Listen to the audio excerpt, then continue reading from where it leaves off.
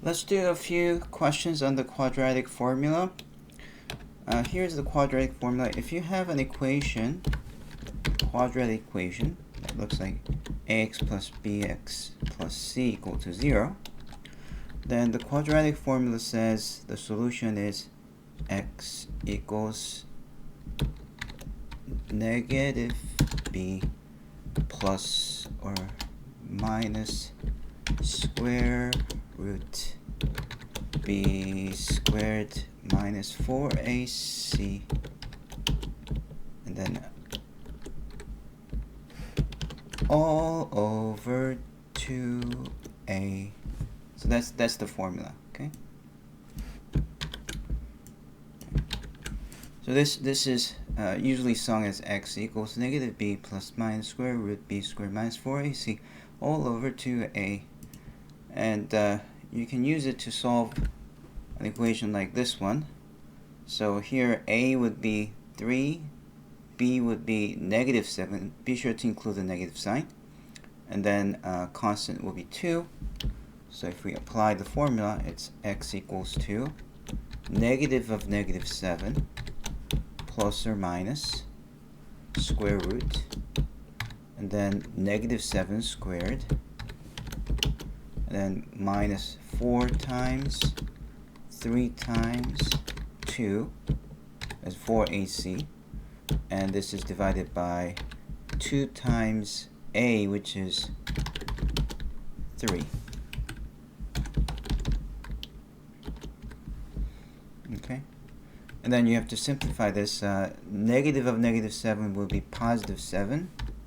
Then you have plus or minus square root of negative 7 squared is positive 49. And minus 4 times 3 is 12. 12 times 2 is 24 over 6. And that gives you 7 plus or minus square root of 25 divided by 6. And because this is 7 plus minus 5, square root of 25 is 5, you end up with two solutions. One is 7 minus 5 divided by 6. That's one solution when you subtract. And the other solution is when you have 7 plus 5 divided by 6. And if you simplify it further, 7 minus 5 is 2, and 2 over 6 is 1/3. 7 plus 5 is 12. 12 divided by 6 is 2. So that's the final answer. You can get the same answer by factor by grouping for this one, but the power of the quadratic formula is even if the given quadratic equation is not factorizable, you can still use this formula to get solutions. Now, you may have questions like how many solutions the following quadratic equation have. In that case, you have to go back and look at the quadratic formula and notice that what's inside the square is crucial in figuring out whether you have a valid solution or not. Most importantly, if the thing inside the square root is negative, then there will not be any real solutions. Okay? Because you have negative inside the square root, you're going to have an imaginary number for the square root, so you end up with a complex answer.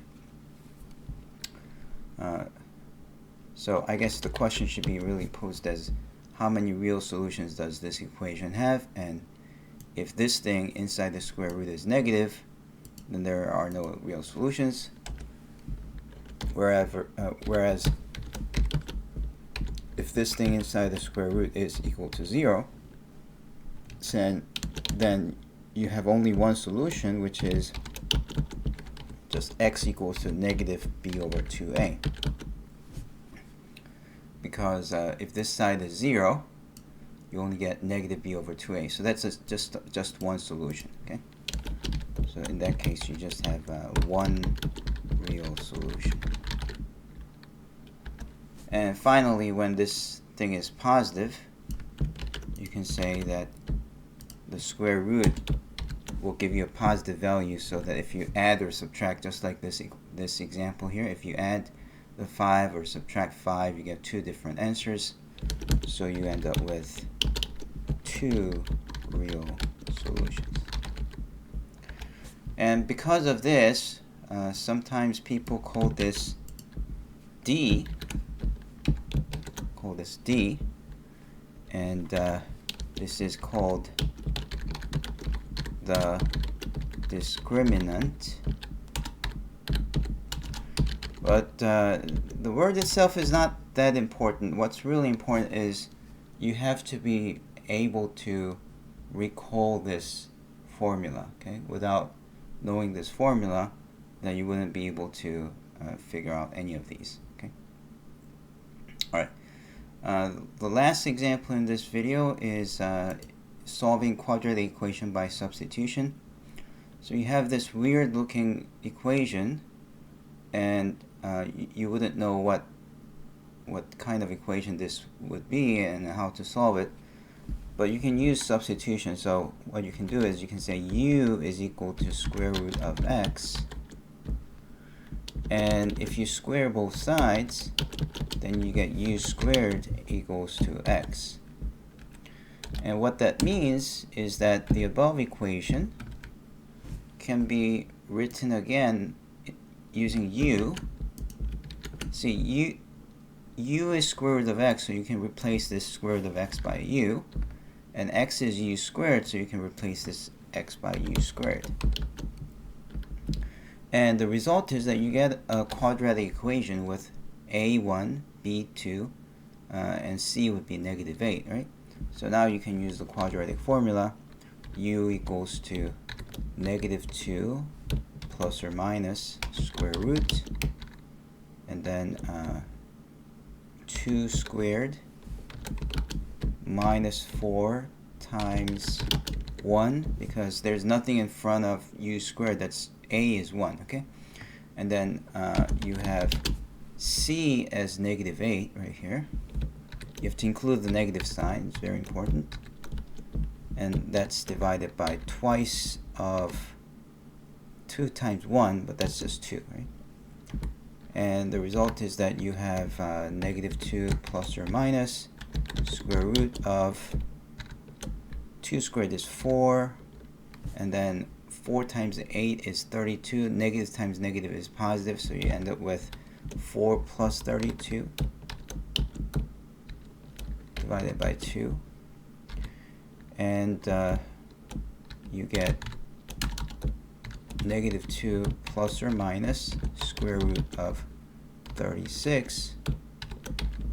But square root of 36 is 6, right? So you have negative 2 plus or minus just 6 over 2. And that gives you two answers for u. U is equal to negative 2 minus 6 divided by 2, which is negative 8 divided by 2, which is equal to negative 4. And the other solution would be u equals to negative 2 plus 6 divided by 2. So that's 4 over 2, which is positive 2. Now, I urge you to solve this equation by factoring. You'll get the same answer.